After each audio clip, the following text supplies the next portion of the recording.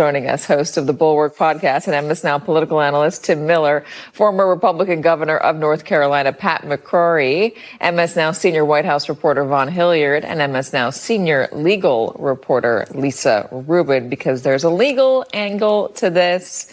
Okay, Vaughn, is the White House really concerned about Saturday? Absolutely. I mean, look at the event production that we have seen over the course of the last week and the National Mall. And there are serious questions that when you're looking at 100-degree temperatures on Saturday, you're looking at the reality that because the president wants to deliver a primetime speech at 9 p.m., which is usually when the fireworks go off on the National Mall every year, that they're looking at a 2-hour delay of the fireworks not starting until 11 p.m. And the fact is that because the president is going to be there, there is going to be a U.S. Secret Service apparatus that is large, one that is going to require folks to go through magnetometers to get in. What's good, guys? Dr. John Podcast is here. So this is happening right now. Trump hasn't literally begged a judge, but Judge Merchan has explicitly warned him about jail time. And former FBI Director James Comey publicly said Trump's courtroom behavior is begging for a jail term. Trump's own statements reveal a contradiction between projected toughness and genuine fear, supported by a professional judgment from Comey. Here's the exact judicial warning that started all of this, because this series covered pieces of Merchan's contempt escalation before, but the specific quote here deserves to be heard in full. After finding Trump in contempt multiple times for violating the gag order, Merchan told him plainly, repeating the words exactly, "The last thing I wish to do is imprison you, but I will if necessary." That's not vague judicial irritation. That's not a judge making a throwaway comment. That's a specific, direct statement from the bench that incarceration remained a last resort, but was genuinely on the table precisely because the fines alone weren't producing compliance. To the event and be out in the sunlight for all those hours. There are questions about families, whether they are going to come out. Typically, the National Mall is a welcoming event annually for folks across the greater D.C. area, people that fly in from out of town. But I was talking to one person who is very familiar with the production team that is a part of this, and they put it to me very skeptically, believing that this is going to look like a typical Trump rally, that only the most loyal supporters of the president are going to be coming to this event. He has made this an overtly political event. Initially, a commission was started back in 2016, a bipartisan one on Capitol Hill, passed through legislation to fund and ultimately plan and coordinate these types of commemorative events. But there was another organization, an outside, effectively a political arm with Trump allies named Freedom 250 that ultimately hired the firms behind this event and are the ones orchestrating it. And you have Donald Trump himself saying that this is going to be the biggest political Trump rally yet, at the same time that they're planning a fireworks show that is going to be 10 times that of a normal National Mall. The judge had exhausted other options. He had fined Trump. He had warned Trump. He had given him multiple opportunities to change his behavior, and none of it worked. So Merchan did what any judge in that position would do. He escalated the warning. He made it clear that jail time was no longer theoretical. It was a real possibility. Now here's the genuinely new material worth building this entire script around. James Comey's specific public assessment of what Trump was actually doing with his own courtroom conduct. On CNN, Comey said that in most white-collar cases, he'd expect no jail time at all. That's an important baseline because it establishes that Comey wasn't simply assuming incarceration was likely regardless of behavior. He was drawing on years of professional experience. He was speaking as someone who has seen countless white-collar defendants go through the system. And he was making a very specific point. Most people in Trump's situation, most people facing similar charges, most people with similar backgrounds, they don't go to prison. A fireworks show, which health experts are telling us at MS Now, they have deep concerns over the health and concerns that it could cause for older folks, for folks that with asthma. So there's a lot at play here coming into Saturday, one in which there's deep questions about exactly what that crowd will look like for the president come Saturday night. All right, let's play Donald Trump talking about how he's going to battle the heat. This is him from yesterday. On July 4th, it's going to be approximately 107 degrees out. And I'm going to go and I'm going to make a really long speech just to show that I can do anything. Tim, when he said that, I immediately thought of the drunk history of William Henry Harrison. the story, I mean, that TV show was really funny, but just the story of what happened to him when he gave his inaugural speech, he wanted to prove that he was still tough. He was 68 years old. He was old. For the time at least. And he didn't wear a coat, and it was very cold, snowy and rainy. And about 30 days later, he succumbed to illness and died. One of the shortest presidencies that we've ever. They get fines, they get probation, they get some form of non-custodial sentence. That's the baseline expectation. That's what normally happens. But Comey specifically said Trump is begging for a jail term by, in his exact words, taking a flamethrower to the judge and the entire process. Comey went further, warning that Merchan would weigh Trump's accumulated contempt findings and attacks when deciding whether a message needs to be sent that involves jail. That's a former federal law enforcement official's blunt assessment. Trump's own aggressive conduct toward the court was actively increasing his own risk of incarceration in a case type that wouldn't typically produce that outcome at all. The flamethrower characterization is vivid and precise. It captures something this series has documented extensively across our judge attack pattern coverage. Had in this country, or the shortest presidency. It does just there's all the times where Donald Trump is just fighting against an uncomfortable parallel in history. And here's another one. Yeah. Well, this presidency has been a lot longer than that one, and it feels even longer. Here we are talking about it.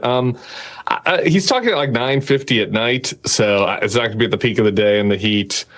We'll see. I think the bigger question is, who wants to go hear a really long Trump speech on the 4th of July night at America 250? I mean, even some of the biggest Trump fans, you would wonder, wouldn't many of them rather just watch it on their big screen and go out and set off sparklers and hang out with their friends in the air conditioning? And, it just seems extremely unappealing. This is what happens when you're a megalomaniac. He only thinks about himself. The original idea for this was that there's going to be a lot of musicians and fanfare, and it would be a moment to remember the history of the country. And you can understand why people might want to do that and like bring their kids to it and kind of experience it. He changed it from that to being a Trump rally. It's going to be really hot. It's going to be really late at night. He says it's going to be long. That's his pitch. I think it's going to be pretty empty. The consistent finding that Trump's courtroom hostility doesn't intimidate judges into leniency. It generates exactly the kind of documented escalating record that eventually justifies harsher consequences. Each attack on the judge, each violation of the gag order, each contempt finding adds another layer to a growing file that a sentencing judge can point to when deciding what consequence is appropriate. And here's where the genuine contradiction emerges, because Trump's own subsequent public statements revealed something worth examining precisely. After his conviction, he told Fox that he would accept house arrest or jail time, but he immediately warned that jailing him could be a breaking point for Americans, adding he wasn't sure the public would stand for it. He insisted he was a very innocent man, and specifically argued that putting him behind bars before the election would be tough for the public to take. Let me play folks that have been going to this Great American Fair. We're showing some images of it right now, and how their visit has been. What brings you to the 250th State Fair? We got married in 1976, so it's 50 years tomorrow. So, are you surprised about how empty it is at all, or no? Well, a little bit. Remembering back to the 1976, this place was a mob, and that fair was packed. Yes. And it was here on the mall? Yeah. Yeah, in 1976, it was great. There are a lot of people that aren't coming for whatever reason. But it's come down here. It's only going to be 250 once. And what do you think of it so far? Great. I love it. Are you a little bit surprised that it's this empty? Yes. I'm surprised it's a little empty, but I saw you looking at the arch, the Triumph Arch. What do you think of it? I think it's beautiful. Yeah. I hope it gets built. Yeah, so some people, there and wanting it to be fuller. I've been to a lot of state fairs. When you cover political campaigns, you end up going to state fairs. Governor, I know you've been to your share of them yourself.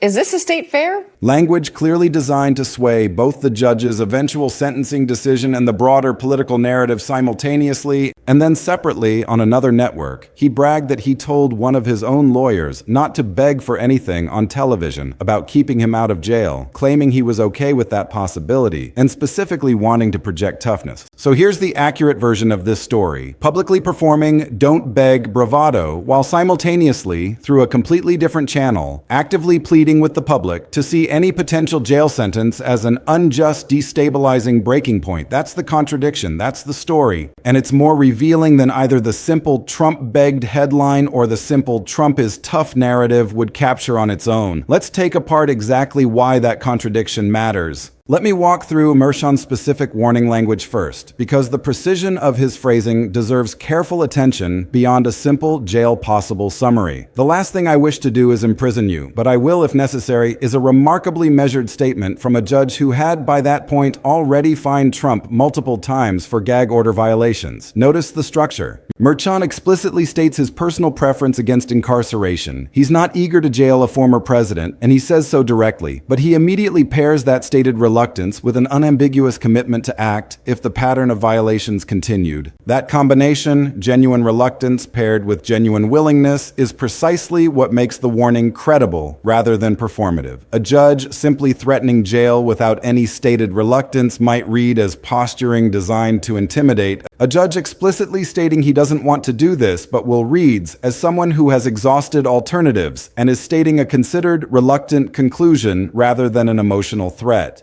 Now, Comey's specific characterization deserves to be understood as coming from someone with genuine professional authority to make this kind of assessment. As a former FBI director, Comey has direct professional experience with how white-collar cases typically resolve. That's precisely why his baseline observation, most white-collar cases don't produce jail time, carries real weight rather than functioning as generic commentary. Against that specific professional baseline, his assessment that Trump was nonetheless begging for a jail term specifically because of his courtroom conduct represents a genuinely serious professional judgment. This isn't a typical white-collar defendant facing typical white-collar consequences, because the defendant's own behavior toward the court is actively changing the calculus. The flamethrower to the judge characterization deserves attention as vivid, precise language, capturing something this series has documented extensively across our judge attack pattern coverage. The consistent finding that Trump's courtroom hostility doesn't intimidate judges into leniency, it generates exactly the kind of documented escalating record that eventually justifies harsher consequences. Comey's specific point about Merchan weighing the accumulated contempt findings and attacks when deciding whether a message needs to be sent that involves jail connects directly to the pattern this series has traced. Each individual violation doesn't simply exist in isolation. It accumulates into a documented pattern a judge can specifically cite when justifying an eventual harsher response. Now, Trump's own Fox interview language, because the specific rhetorical structure deserves careful unpacking. Telling Fox he would accept house arrest or jail time performs acceptance and toughness, a specific deliberate framing designed to suggest he's unafraid of the consequence. But immediately pairing that acceptance with a warning about a breaking point for Americans and expressing doubt that the public will stand for it does something quite different. It's not personal acceptance of consequence. It's an implicit threat about broader social instability if that consequence is actually imposed. That's a meaningfully different rhetorical move than simple stoic acceptance. It converts a personal legal consequence into a claim about national stability, explicitly designed to pressure the judge's eventual sentencing decision through public political pressure rather than legal argument. And the very innocent man language is another layer worth examining precisely. He's simultaneously maintaining actual innocence, a claim entirely separate from any acceptance of consequence, while also arguing that the timing of any sentence specifically before the election would create political instability. That combination, "I didn't do it," and also "don't punish me because of when the election is," represents two entirely separate defensive arguments deployed simultaneously, each pulling in a somewhat different direction, but both both aimed at the same underlying goal of avoiding actual incarceration. Now, the "don't beg" comment, because this is where the genuine contradiction crystallizes most clearly. Bragging about instructing his own lawyer not to beg on television while claiming to be okay with potential jail or house arrest performs exactly the toughness Trump has built his entire public persona around projecting. But holding that specific performance alongside the Fox interview's breaking point warning and the very innocent man political pressure campaign reveals the actual structure of his approach. Publicly, through one specific channel, project fearless toughness about the possibility of jail. Simultaneously, through a different channel, actively work to convince the public, and by extension apply pressure to the judge, that jailing him would be catastrophically destabilizing and politically unjust. That's not simple toughness. That's toughness performed publicly while genuine pleading occurs through parallel messaging. Let me break down what this combination actually reveals. First, Merchan's specific warning language deserves to be remembered precisely. Reluctant but genuinely willing. A combination that makes the threat more credible than either pure reluctance or pure aggression would produce on its own. Second, Comey's professional characterization carries real weight specifically because of his stated baseline that most white-collar cases don't produce jail time.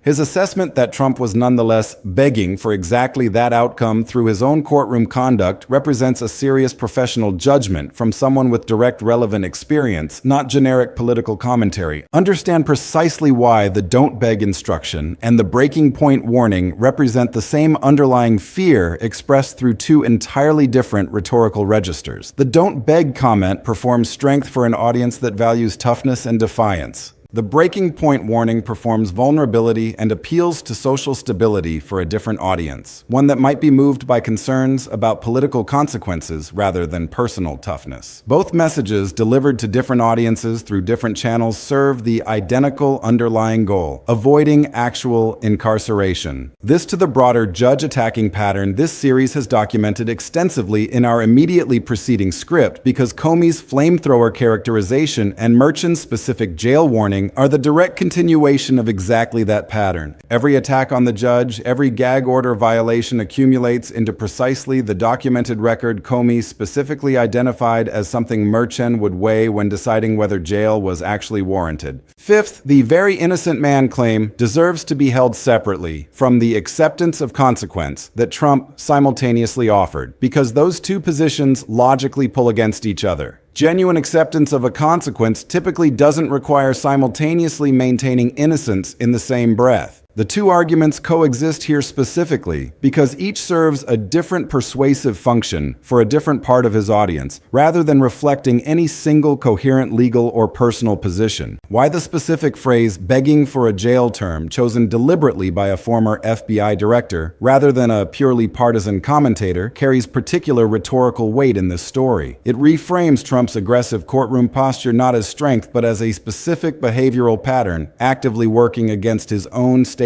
interests. Precisely the same conclusion this series reached independently in our prior examination of his judge-attacking pattern across Engoron, Merchan, and Boasberg. Seventh, the honest boundaries restated because they matter here. Merchan's specific warning language is confirmed, quoted directly. Comey's begging for a jail term characterization and his flamethrower language are confirmed, sourced to his own CNN appearance. Trump's Fox interview quotes about a breaking point and being a very innocent man are confirmed and directly quoted. His comments about instructing his lawyer not to beg are confirmed. What remains interpretive, though well supported by the documented pattern, is the specific characterization of the overall combination as fear dressed up as bravado, a reasonable synthesis of the confirmed facts, not itself a separately verified quote. So here's the bottom line. Trump hasn't literally begged any judge for mercy. What's confirmed instead is more layered and in its own way more revealing. Judge Merchan explicitly warned that jail remained on the table if gag order violations continued, saying plainly he didn't want to imprison Trump but would if necessary.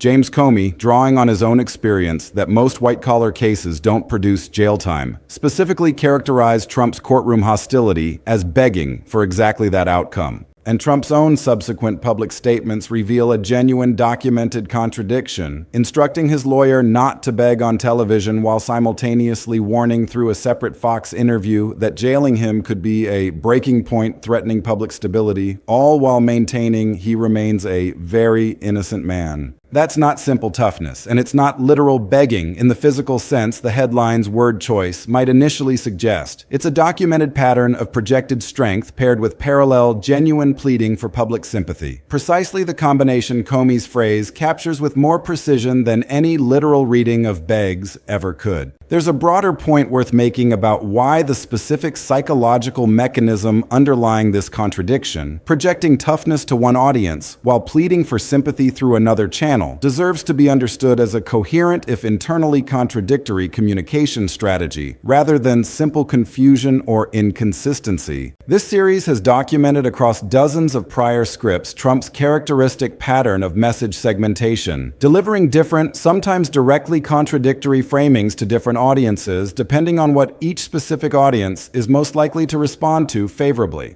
The "don't beg" comment speaks specifically to an audience that values displays of defiance and strength, reinforcing his brand as someone who doesn't cower before institutional pressure. The breaking point warning speaks to a different concern entirely, not personal toughness, but a broader argument about political and social stability that appeals to audiences potentially receptive to the idea that jailing a former president carries risk extending beyond the individual case. Both messages can coexist without either audience necessarily encountering the apparent contradiction directly because they're delivered through different specific channels to at least partially different specific audiences. A media strategy this series has documented as a consistent feature of how Trump communicates across virtually every controversy we've examined throughout this entire project. It's also worth examining why Comey's specific professional background adds particular weight to his begging for a jail term characterization. Beyond simply being a notable public figure offering commentary, as a former FBI director, Comey has direct, extensive professional experience with how the federal law enforcement and judicial system typically processes white-collar defendants. The baseline expectation that most such cases don't produce incarceration reflects genuine institutional knowledge about sentencing patterns, not a generic assumption. That professional background matters because it means his assessment that Trump was actively working against his own interests through courtroom hostility isn't simply partisan commentary dressed up as expertise. It's a genuine professional judgment from someone whose career specifically involved assessing exactly this kind of question: how defendant conduct interacts with prosecutorial and judicial decision-making about appropriate consequences. There's also a useful point worth making about how the timing of Trump's various statements, the Fox interview immediately following his conviction, the comments in a separate later appearance, reveals something about how his messaging evolved across the actual timeline of legal developments this series has traced.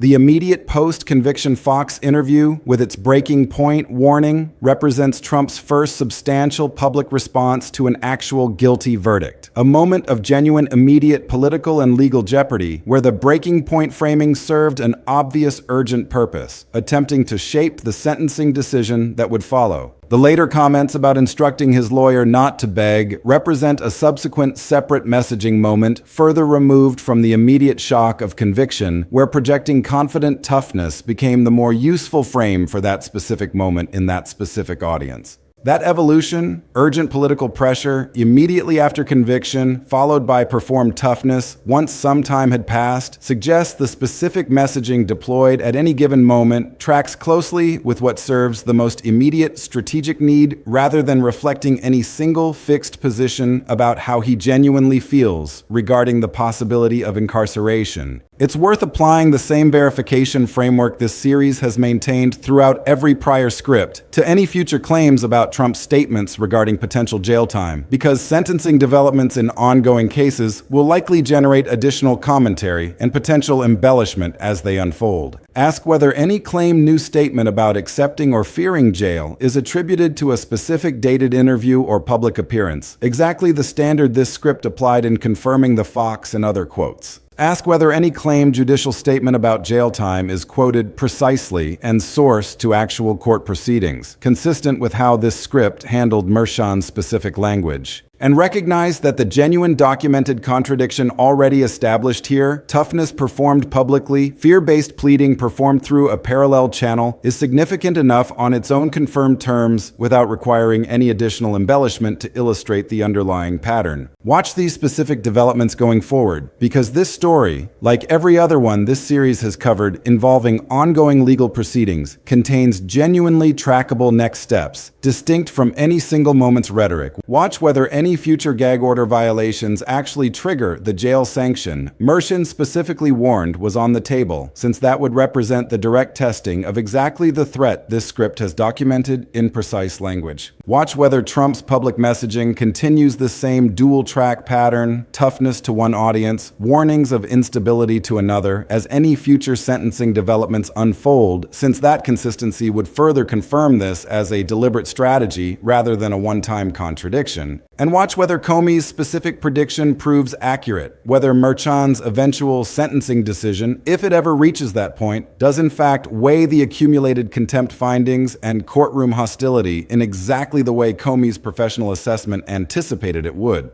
Let's also spend time examining why the specific claim that jailing Trump would represent a breaking point for Americans deserves careful, honest scrutiny as a political argument, separate from any question about whether it reflects genuine personal fear or calculated strategy. This series has documented extensively how political figures across history have occasionally invoked social stability concerns to argue against consequences that would otherwise apply to them personally. The underlying logic typically runs that punishing a sufficiently prominent or polarizing figure risks generating public unrest disproportionate to any specific legal violation. That's a genuine category of political argument deployed across various contexts throughout history. And it deserves to be evaluated on its actual merits, rather than dismissed purely as self-serving rhetoric, even while noting that it's also transparently in Trump's direct personal interest to have exactly this argument taken seriously by anyone weighing his sentencing. The honest assessment holds both things simultaneously. The argument that jailing a highly polarizing former president carries genuine political or social risks isn't inherently absurd as a category of concern. And the fact that Trump himself is making this specific argument about his own potential sentence obviously serves his direct personal interest in avoiding that exact consequence, regardless of whether the underlying concern about social stability has any independent merit. It's also worth examining the specific mechanics of how the accept and warn combination Trump deployed actually functions as a sentencing influence strategy, because understanding the mechanism clarifies why it represents a coherent approach rather than simple contradiction. Judges weighing sentencing decisions genuinely do consider, among many other factors, questions about proportionality and broader social context, not as a formal legal standard overriding the actual violations at issue, but as part of the broader judgment judges exercise in any sentencing decision. By simultaneously performing acceptance of consequence while explicitly warning about broader instability, Trump's specific rhetorical combination attempts to influence that broader judicial calculus from two directions at once, demonstrating he's not defiantly refusing to accept legitimate consequences, which might otherwise count against him, while simultaneously planting the specific concern about destabilizing effects that a judge, even one committed to applying the law neutrally, might weigh as one consideration among many when determining the actual severity of any sentence. There's also a useful comparison worth drawing between this specific begging characterization and the broader pattern this series has traced regarding how Trump's public statements about his own legal jeopardy have evolved across multiple separate proceedings throughout this entire project.